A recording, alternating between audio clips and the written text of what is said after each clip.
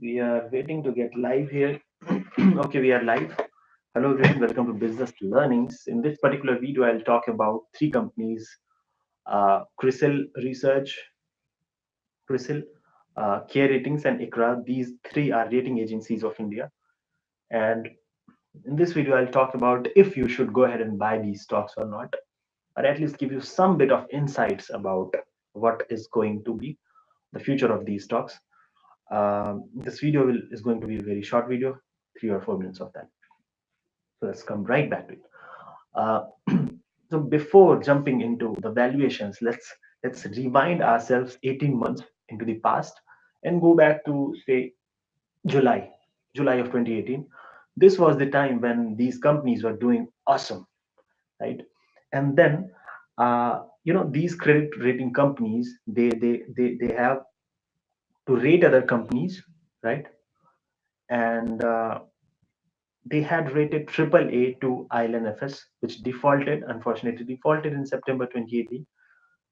And that time, everyone started to believe that these rating companies are not doing their jobs properly. Only one job was assigned to them, and they still couldn't do it properly.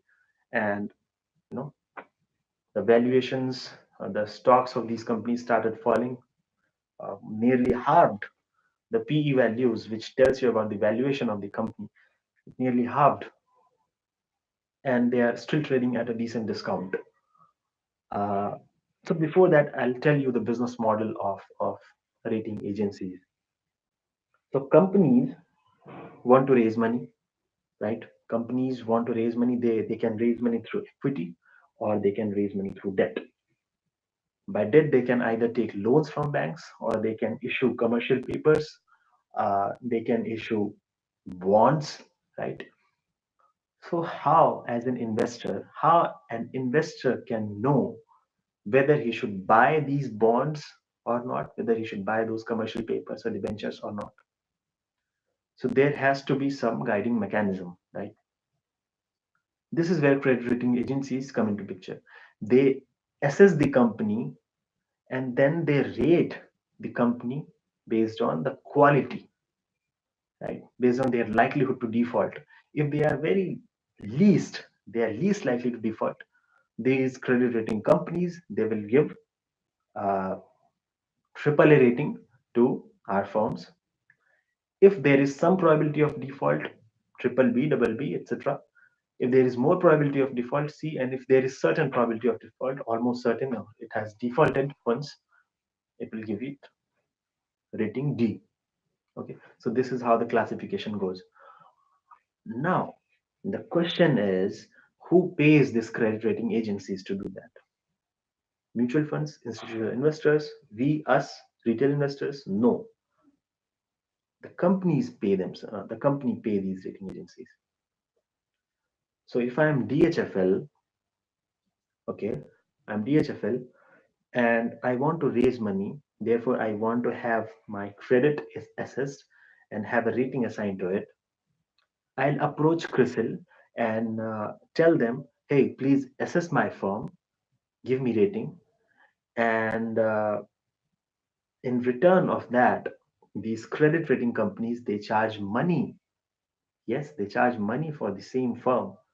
There is clear conflict of interest. Credit rating agencies are rating these companies and these credit rating agencies are charging money for this rating from the same company, right? So there is a huge possibility of corruption. I'm not saying that it always happens, but it can happen, right? And probably that might have happened. I don't know. I'm not aware of the internals of the company. Uh, so this was the mechanism. After ILNFS crisis, people stopped believing these credit rating agencies.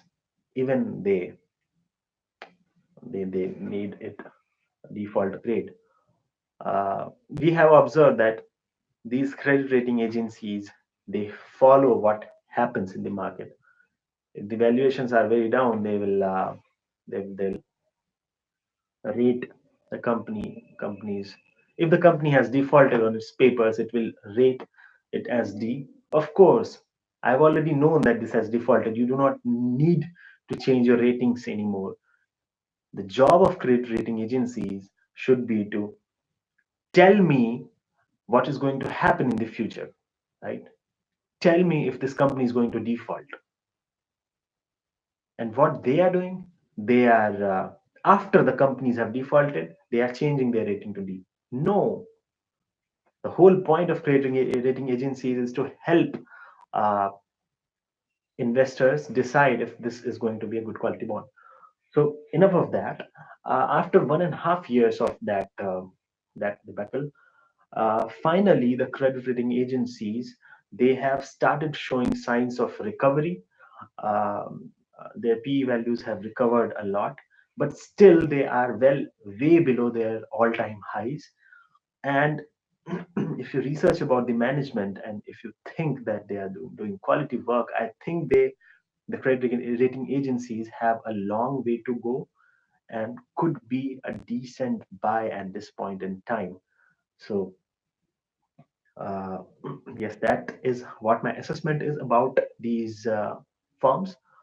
If you have been watching so far, thanks for watching. And if you haven't subscribed to my channel, please subscribe it so that you do not miss updates from the financial world, the stock market, and equality stocks. Thanks for watching. Uh, Bye.